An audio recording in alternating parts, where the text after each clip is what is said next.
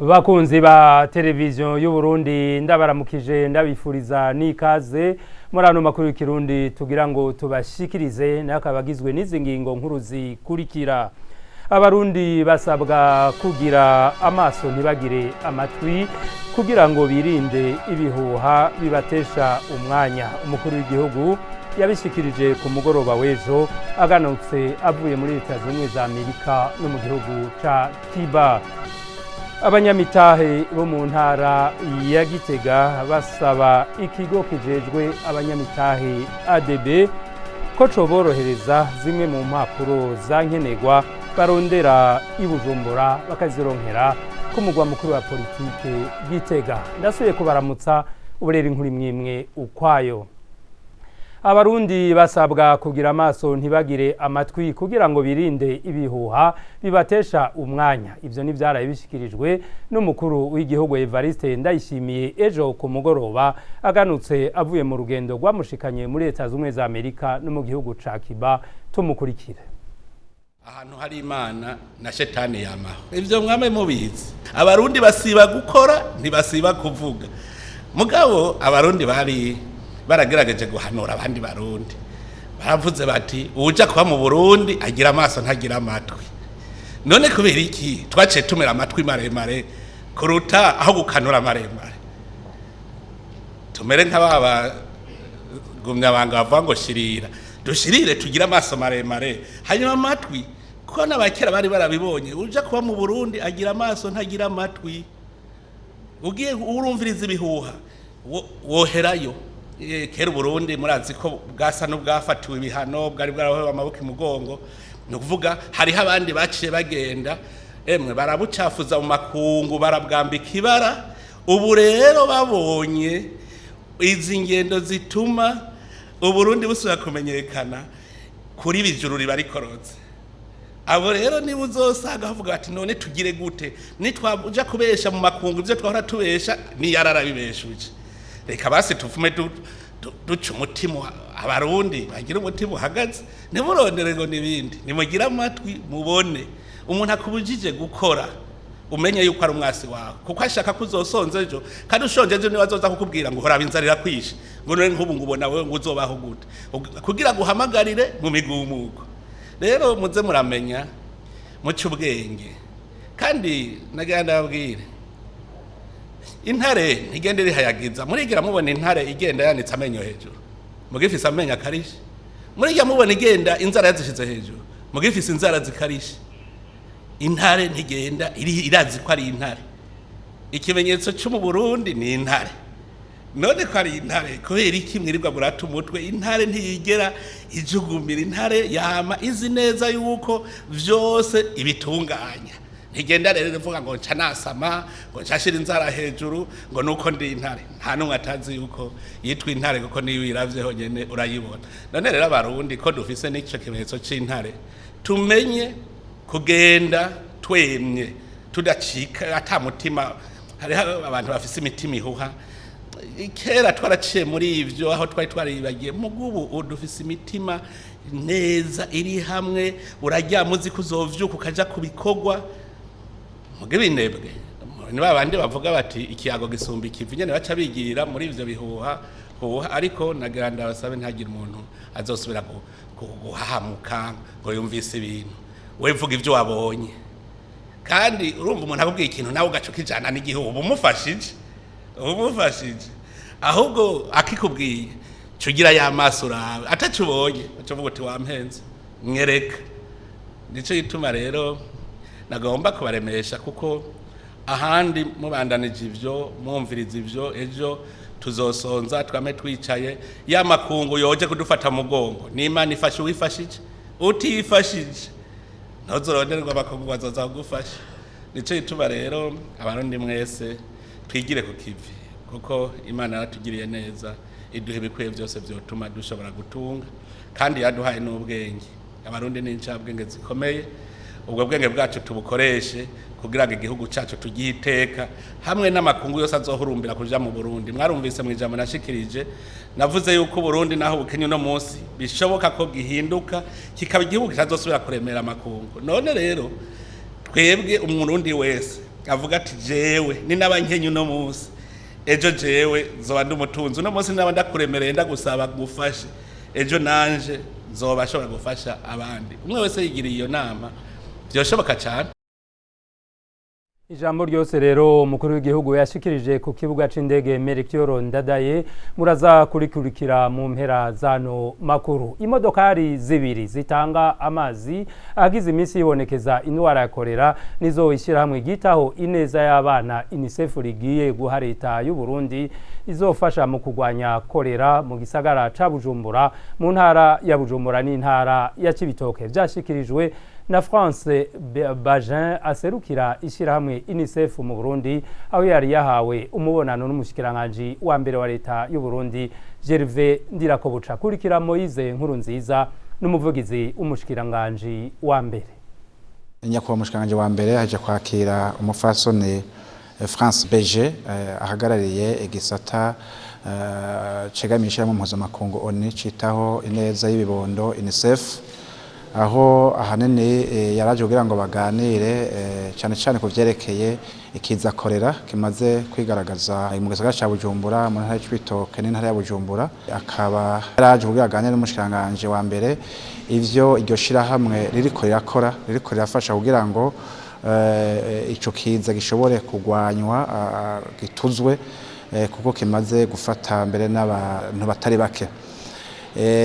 Bamenyesheje yuko bamaze gufasha cyane cyane mu cerekeye amazi, hari n'imiduga ishika 2 bagomba gushikiriza leta y'u Burundi kugira ngo ifashe mu gutanga amazi mu makartier bimaze kugaragaramwo ico kiza. Banasavye rero yuko basaba umushikiranganje wa mbere nk'umuntu hagarariye urwego nshingwabikorwa ko yo jimbere kugira ngo ashobore guhuza abantu batandukanye begwa n'ico gisata cyane cyane gisata c'amazi. Nyakubahwa umushikiranganje wa mbere rero yashimye cyane uwo mubonano aho yavuze ati ni kugira tuteze kugira ico dukoze kuko uno munsi iki kiza kimaze kwigaragaza ejo ho bizogora kuko murango twimirije igihe c'imvura. Rero murazi ko ico kiza gikunda kudutera mu gihe hari imvura, none murazi ko twimirije ku mutasiro w'imvura. Ati ni ngombwa yuko twebwe abajejwe intwaro n'ibisata bitandukanye kugira ngo dufashanye namwebwe abasanzwe dufasha mu migambi y'igihugu kugira ngo haboneke umuti w'ico kiza. Nyakubahwa umushikiranganje wa mbere rero yemereye uyahagarariye UNICEF ko agiye gukoranya vuba bwango abegwa n'ico gisata kugira ngo bashire inguvu hamwe maze bashobore kugwanya ico kiza kimaze gufata abarundi batari bake, naho bimaze kugaragara ko bakira, ariko icifuzo nuko ico kiza cotuzwa burundu. Abanyamitahe bo mu ntara ya Gitega basaba ikigo kijejwe abanyamitahe mu Burundi ADB kuborohereza mu kubaronsa zimwe mu mpapuro bahora baronkera mu gisagara ca Bujumbura. Ivyo bikaba byashikirijwe kuri uyu wa mbere mu nama yabereye ku mugwa mukuru wa politike ko vyerekeye kumenyesha abanyamitahe b'Igitega ibiri mu itegeko rishasha rigenga abanyamitahe mu Burundi.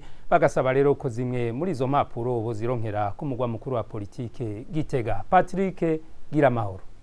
Muri iyo nama ku banyamitahe mu ntara ya Gitega yuguruwe icese n'umuyobozi mukuru w'ikigo ADB kijejwe abanyamitahe mu Burundi Didas Ngendakumana yamenyesheje ko ari mu ntumbero yo kumenyesha abanyamitahe b'Igitega ibiri mu ibwirizwa rishasha rigenga abanyamitahe kuko ngo rirorohereza abanyamitahe baba abo mu gihugu n'abanyamahanga bashaka kuzana imitahe yabo mu Burundi.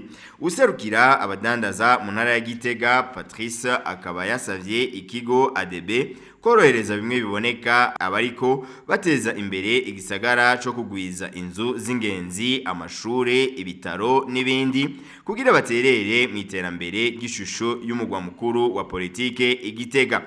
Nayo mu vyiyumviro vyagiye bishikirizwa n'abanyamitahe bitavye iyo nama basavye ko amafaranga asabwa kugira umuntu yemererwe gushinga ishirahamwe yogabanurwa kugwaruka rushaka gushinga amashirahamwe kugira barutera intege yo guterera n'iterambere ry'igihugu mu kurangura imigambi itandukanye. Ikindi ngo nuko umurundi ashaka gusangira imitahe n'umunyamahanga ko bitabujijwe n'itegeko ryo gushinga amashirahamwe kuko ngo ridakumira, ariko ngo ADB iraba amasezerano aba yasizwe ko umukono n'izo mpande uko ari zibiri, nayo ngo itegeko rigenga abanyamitahe ivyo bita Code des Investissements muri ico gihe ngo ritegekanya ko igice c'abakozi baba ari abarundi. Barangije basaba ko ikigo ADB cofasha kuronsa abanyamitahe gushirirwaho imikono ku mpapuro zimwe zimwe birinda kubasaba kuja i Bujumbura, bikaza birakorerwa Igitega, gutyo bizotuma borohererwa mu bikorwa vyabo. Kuri uyu wa mbere mu kiganiro yahaye abamenyesha amakuru, umuyobozi mukuru w'ikigo gisuzuma ubuziranenge BBN yamenyesheje ingingo zafashwe ku mifuko y'isima y'ishyirahamwe GRC iva mu gihugu ca Kongo, ikaba yashitse uyu munsi ku kivuko ca Bujumbura. Aho ni mu gihe ku wa mbere uheze yari yafashe ingingo yo guhagarika igurishwa ry'ubwoko bw'isima ku isoko y'u Burundi kumvo zuko hariho ibikaratasi bihinduye ico bita falsification des documents mu rurimi rw'igifaransa. Kurikira Severin Sindayikengera, umuyobozi w'ikigo BBN.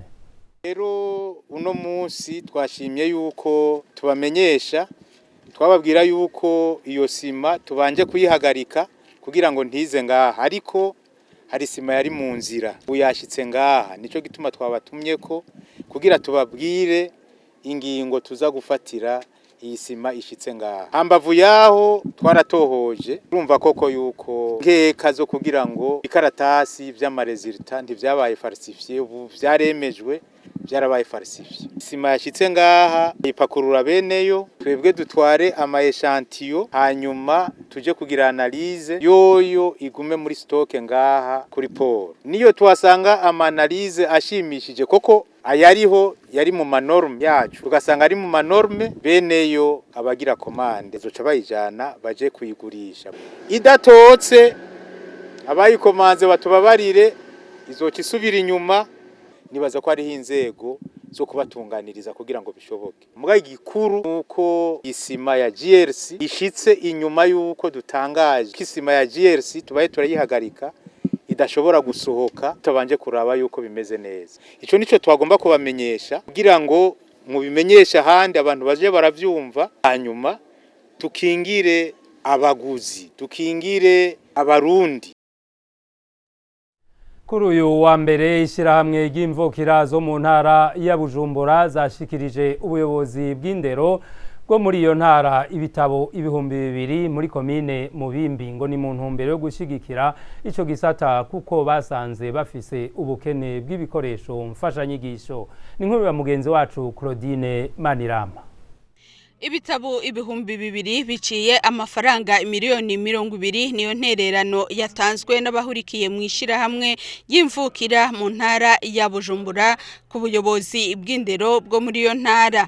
Nkuko byashikirijwe n'uburongoye ishirahamwe ry'imvukira mu ntara ya Bujumbura, ngo basanze muri iyo ntara igisata c'indero gifise ubukene bw'ibikoresho mfashanyigisho.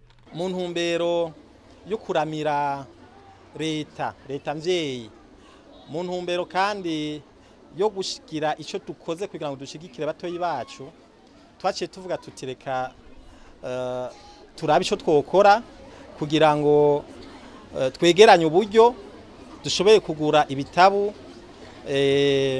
mfashanyigisho vy'igifaransa vyo mu mwaka wa 6.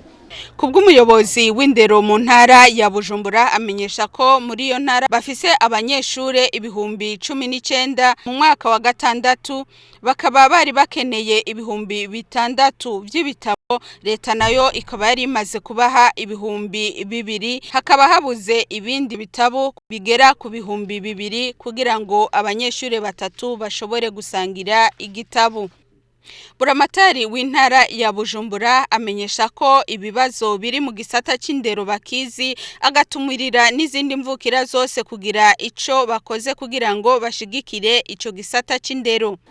Ujejwe indero yamaze kubivuga kwakenewe abavyeyi barezi canke abo bita abapare, rero tukabasaba nyakorongo imvukira guhimiriza imvukira kugira ngo zitwararike ico gikorwa. Turaguruke twese dukura imyidogo ahubwo tuje ku kivi dusahirize indero kuko aba bana nibo Burundi bw'ejo. Mu ntumbero yo gushigikira indero yo gwaruka, Patiri Butoyi Severin wa Paruwase Mubimbi asanzwe nawe nyene ari imvukira, akaba yahamagariye abarezi n'abanyeshure kubungabunga ivyo bitabo ku neza y'abazobikoresha bose mu ntara ya Bujumbura. Abarimyi bo mu ntara ya Gitega cyane cyane abo muri zone Mungwa ya komine Gitega ngo basa n'abarangije kwitegurira gutera imbuto z'agatasi kuko ngo baramaze gutegura isi ndimwa yabo kandi n'ifumbire y'ikizungu ngo barayironse nubwo biruko rero ngo nibararonka imbuto z'ibigori bita pane 53. Ni nkuru ya Celestin Shimirimana. Kwirima ry'agatasi biribonekeza ko abenegihugu muri komine Gitega bayifitiye umwitwarariko. Abo twashoboye gusanga ku kivi no kuganira bamwe bamenyesha ko biteguriye gutera ibigori muri aka gatasi. Mugabo barindiriye ko imvura igwa maze ikanywesha isi gutyo batere. Imvura ntiyari ari nkeyi gose, turarindira ikagwa ikanywesha kuko duteye kuri aka kaguye ibigori ntibimera, ni hamwe tuza turasubizamo ntibyerere rimwe. Abandi barimyi bamenyesha ko mu gihe imvura yamaze kugwa baciye baba baratera ku bivi bahejeje gutunganya, aho ngo kugira ngo umwaka wirima ntubajane. Ibigori ko bari bafise umwavu bawiteguranye bakawugura hakiri kare bakawubika ko bafise uburyo. Ubu barateye birameze kuva imvura itasuye. Kuko yatasuye kare kandi urabona urimye kare niho ushobora kuronka umwimbu isi itarajyoboroka. Je nabaye ndatera gatoyi kuko hariho umubanye baya yarose ushoboye kumutira nawe ukirindiriye. Rero umuntu ararose dukeya nabaye ndatera akazi kamwe kumunoho. Aho twagiye turaca rero ku mitumba ya komine Gitega twasanga indimo z'agatasi zitunganije, izindi ziriko zitunganywa, hamwe hamwe hakibonekeza ubusize burimwo ishwagara mu nteguro yitera. Aha kabari nko ku mutumba Ntobwe muri zone Mungwa ya komine Gitega. Mu makuru y'inkino yaranze indwi twaraye turangije ku munsi wa gatandatu niho hasozegwa ihiganwa rya handball mwishira hamwe ry'Ibujumbura, umugwi Intwari ngo uhagaze neza, nayo Igitega ku munsi wa gatandatu harasozerewe ihiganwa ry'inkino kavukire. Ni inkuru ya mugenzi wacu Fredy Nzeyimana. Duhere mu rukino rwa handball aho ku munsi wa gatandatu hariya ku kibuga ca Sesinga mu Ngagara ariho hasozegwa ihiganwa ry'umwishira hamwe ry'Ibujumbura mu bana b'abahungu bakiri bato, ivyo bita abakade mu rurimi rw'igifaransa. Umugwi w'Intwari wakaba watsinze SOS ibitsindo 26 kuri 24, nayo mu bigeme Sisters yatsinze Muzinga ibitsindo 24 kuri 22. Mu basore Intwari bakaba batsinze kandi SOS ibitsindo 32 kuri 28. Intwari baca batahukana gutyo ibikombe vyose vyari vyateguwe. Bana kazoza ka handball keza ariko tuko dushira imbere, rero turashimiye tukazatera intege n'abakunzi bose ba handball kugira ngo abana babiteho kugira ngo handball igume imeze neza. Mwabonye no ku makipe y'abakobwa ko bateranye bikeyi cyane, ikana ku bahungu murabona ko imigwi imeze neza kandi ifashe neza. Akamo tubatera no ko boja ukivi bagahiganwa bahagenda kugira ngo nkuko vyabaye neza Ibujumbura bashobore gushika muri championnat nationale neza kugira ngo barepresente association yacu neza, kuko muri turiko turabiraba ama equipe yose y'Ibujumbura ni yakina finale nationale. Tugomba rero tubatera kamo yuko ama equipe yose yakinye yotete ka association y'Ibujumbura akina neza muri championnat nationale kugira ngo rwego rw'igihugu association y'Ibujumbura imererwe neza kandi iryoherwe n'abanyanywa banezerwe. Hariya Igitega naho ku munsi wa gatandatu niho hasozegwa ihiganwa ry'inkino kavukire. Inkino zari izo gusiganwa ku metero 200 n'amajana 4, gusimba urukiramende, kunyinyurana gusiganwa bari mu mifuko kurira ibiti binyerera n'izindi nkino kavukire inkino ngo zizotuma ugwaruka gwinonora imitsi. Inkino zerekana akaranga k'igihugu, n'inkino zerekana umuco w'abarundi kuva kera na rindi. Inkino basokuruza bamye batunganya kugira ngo abene gihugu bose bashobore guhura biginane bavugane ibiraba iterambere ry'igihugu, bavugane ivy'amahoro, bavugane ivy'umutekano. Nico gituma rero ubushikiranganji bufatiye kuri iyo ntumbero y'izi nkino kama budashobora kureka ngo zigende gutyo, bwama rero bwihaye intumbero yuko butegereza kuzitunganya uko umwaka utashe.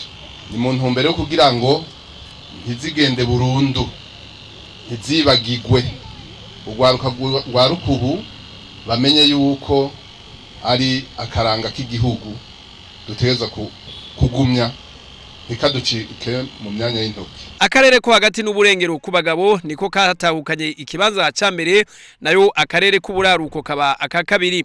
Mu bigeme akarere ko hagati mu gihugu niko kabaye aka mbere, mu kibanza ca kabiri tatashe mu buraruko. Muyavugwa mu yandi makungu, igihugu c'Ubufaransa ngo kigiye gutahukana uhora giserukira mu gihugu ca Niger, eka n'ibihumbi 15 by'abasirikare bariyo nabo nyene ngo bagiye gutahukanwa. Inkuru ya mugenzi wacu Leopoldine Kamenge. Imyerekano n'urutavanako inyameni ku mugwa mukuru w'igihugu ca Niger, aho abayigira bavuga ko bariko bashigikira bahiritse ubutegetsi bw'ico gihugu. Baba bafise amabendera y'igihugu, berero n'ivyandiko vyiyamiriza igihugu c'Ubufaransa. Kuwa 2026 mu kakaro uno mwaka akagwi k'abasirikare kakaba karahiritse ubutegetsi. Kuva ico gihe uwuserukira igihugu c'Ubufaransa muri ico gihugu ni nkaho afunzwe icamaso muri ico gihugu kubera katidegemvya ngo yishire yizane. Ivyo rero umukuru w'igihugu c'Ubufaransa Emmanuel Macron akaba atabisabirako, aho ku mugoroba w'ijoro wo kuri w'Imana yamenyesheje ko userukira Ubufaransa muri Niger agiye gutahuka mu Bufaransa mu masaha make, mbere agatahukana n'abatari bake mu bakozi bakomakomeye bo muri ubwo buserukizi. Abo bahiritse ubutegetsi bakaba banasaba ko ingabo z'Ubufaransa ziraho muri Niger zovanwa muri ico gihugu. Naco nyene Emmanuel Macron akaba yaragize icyo kivuze ko aho yamenyesheje ko nazo nyene bagiye kuzitahukana. Zikaba zari zazanywe gufasha mu kugwanya imigwi y'iterabwoba, aho ni mu gihe ico gihugu cyo kimwe n'ibihugu vya Mali na Burkina Faso bisanzwe bibangamiwe n'iyo migwi. Abo basirikare rero bakaba bagiye gutahukanwa buke buke gushika mu mpera z'uno mwaka. Tubandanirize aya makuru muri Leta Zunze za Amerika mu minsi 10 iri imbere hagiye gushika kuruye igihugu ca Mexique gihana na Leta Zunze za Amerika abasaba ubuhungiro barenga ibihumbi 200. Abo rero benshi ngo bakaba bava muri Venezuela, ngo bakaba biboneka ko bashika barushe cyane. N'ubu ni inkuru ya Leopoldine Kamenge. Abana bifuza kuja gusaba ubuhungiro muri Leta Zunze Ubumwe za Amerika baciye ku rubibe ico gihugu gihana n'igihugu ca Mexique. Aha baryamye munsi y'igitarugwa ahaca gari ya moshi. Bakaba baba igihumbi aho barindiriye gari ya moshi idasanzwe yunguruza abantu kugira ibashikane hafi yaho baroye ku rubibe ivyo bihugu bihana. Iyo gari ya moshi je bakaba baca banyarutsa kurira aho hatangura abagabo bagaheza bagakwega imiryango igizwe n'abana n'abagore. Iyo bashitse kuri urwo rubibe bagenze ibirometero bitari bike bahasanga ibitsinga bizibiye n'ingabo ziharaririye, ariko ntibibabuza kubijabuka, aho mbere n'izo ngabo ziterwa ikigongwe zikanabafasha kujabuka. Bakaba bagira umunezero urenze iyo bakojeje ikirenge ku butaka bwa Leta Zunze Ubumwe za Amerika, aho bamenyesha ko batifuza gusubira iwabo iyo bavuye, ngo n'urugendo baba bagenze ntiruba ari ruto. Ariko rero ngo impinga ibikiri ndende kuko baba batanguye urundi rugendo, ubwo nago rukaba ari urwo kurondera uburenganzira bwo kuba muri ico gihugu bemewe n'amategeko. Turangirize hano makuru ku nkuru y'umubabaro aho radio na televiziyo vy'igihugu yabuze umukozi wayo umenyesha makuru kuri televiziyo Pascal Butoyi kuri uyu wa mbere mu gitondo biturutse ku ngwara ivyaranze ubuzima bwiwe tubishikirizwa na Karim Nkeshimana. Ndabaramukije mwebwe mwese mubandanye mukurikira ibiganiro vya televiziyo y'u Burundi ndabahaye nikaze murano makuru tugira tubashikirize. Mugenzi wacu Pascal Butoyi yatanguye akazi ku radio na televiziyo nkuru vy'igihugu ku wa mbere mu Kakaro umwaka w'ibihumbi 2002. Yatanguriye akazi kiwe ku murongo wa mbere w'iradio nkuru y'igihugu aho yashikiriza ibiganiro mu rurimi rw'ikirundi. Kubera ubukerebutsi bwiwe yaciye ahindurirwa akazi aca ajanwa mu gisata cyo kumenyesha makuru kuri televiziyo y'igihugu aho gushika ubu yarasanzwe arangurira imirimo akaba ari umwe mu bahinga banonosoye inkuru zijanye n'ibidukikije hamwe no gukinga ibiza n'isibe mu Burundi. Pascal Butoyi yavukiye ku mutumba Mubira komine ya Mugamba mu ntara ya Bururi mu mwaka w'igihumbi kimwe amajana 1972. Amashure y'intango yayize ku ishure ritoyi ry'Igatwe kuva mu mwaka w'igihumbi kimwe amajana 1978 gushika mu mwaka w'igihumbi kimwe amajana 1985 aho yaronkejwe urupapuro rwemeza ko yarangije amashure y'intango. Amashure yisumbuye nayo yayize ku ishure ryisumbuye ry'Imusinzira mu ntara ya Gitega mu mwaka w'igihumbi kimwe amajana 1985 gushika mu mwaka w'igihumbi kimwe amajana 1992 aho yahavuye aronswa urupapuro rw'umutsindo rwa diplome mu gisata c'indimi za none bita lettres moderne. Amashure ya kaminuza Pascal Butoyi yayize muri kaminuza y'u Burundi kuva mu mwaka w'igihumbi kimwe amajana 1992 gushika mu mwaka w'igihumbi kimwe amajana 1996 aho muri kaminuza y'u Burundi yaharonkeye impamyabushobozi ya licence mu gisata c'indimi bita licence en langue et littérature africaine. Pascal Butoyi yabanje kwigisha ku ishure ryisumbuye rya Mutima Mweranda mu gisagara ca Bujumbura kuva mu mwaka w'igihumbi kimwe amajana 1996 gushika umwaka w'ibihumbi 2002 aho yigisha ururimi rw'ikirundi. Akaba yaragiye mu gihugu ca Uganda kunonosora umwuga wo kumenyesha makuru na cane cane mu gisata cyo gukingira ibidukikije ibiza n'isibe. Mu mwaka w'ibihumbi 2010 yaciye anonosora umwuga wo kumenyesha makuru aho yaronkejwe urupapuro rw'umutsindo rwa Master en Journalisme. Pascal Butoyi akaba hitanywe n'ingwara giturumbuka itumwe n'ivumbuka ry'umurindi w'amaraso aho yaramaze indwi zitatu agwariye mu bitaro. Yari yubatse akaba asize umupfakazi abana 6 n'umwuzukuru. Imana imwakire mu bwami bwayo. Ni kuri iyo nkuru y'umubabaro turangirije ko ano makuru mwakoze mwebwe mwese mwayakurikiye mubandanye mukurikira ibiganiro televiziyo y'igihugu ibashikiriza.